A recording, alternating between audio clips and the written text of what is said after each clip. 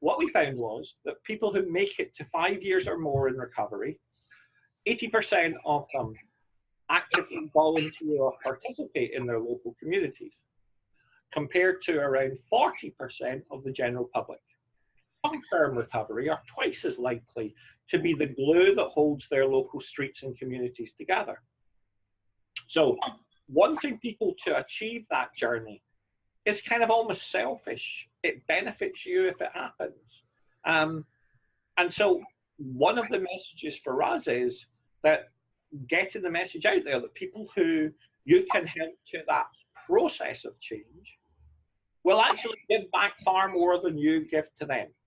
And that model of restoration and support pays for it. It pays for itself by making the community richer. And in my kind of notion of recovery capital, it's a positive sum game.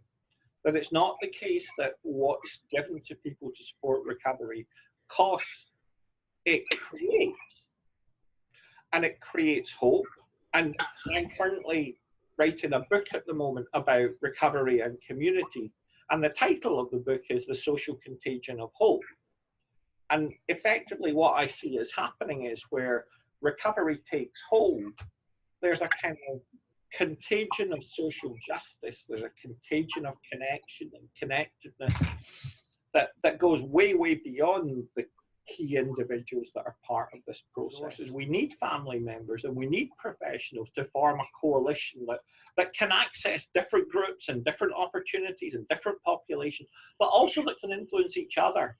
Mm-hmm. But, they grow through that process. We're not in that kind of warrior down situation where it's only experts by experience struggle themselves to manage themselves, because this should be a growth process for everyone, including all the professionals in the field. And one of the things that I think is important about this is this notion of managing emotional labor, so that we are saying to professionals, look, recovery isn't just for your clients, it's for you as well. This is a process of growth and development. And for me, the aim of that is purely about social capital and community capital, building relationships to build communities. And I've switched from in my early work on recovery, I was very clear about this being a kind of personal process of change. But for me now, the mechanisms of change and the outcomes of change should be measured at two levels. They should be measured at the level of networks, and then measured at the level of active community engagement.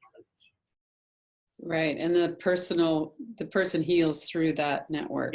Yeah, that's the mechanism of change. Yeah. The person heals and the community grows.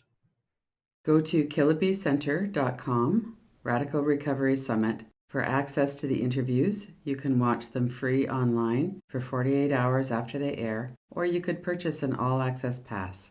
KillibyCenter.com.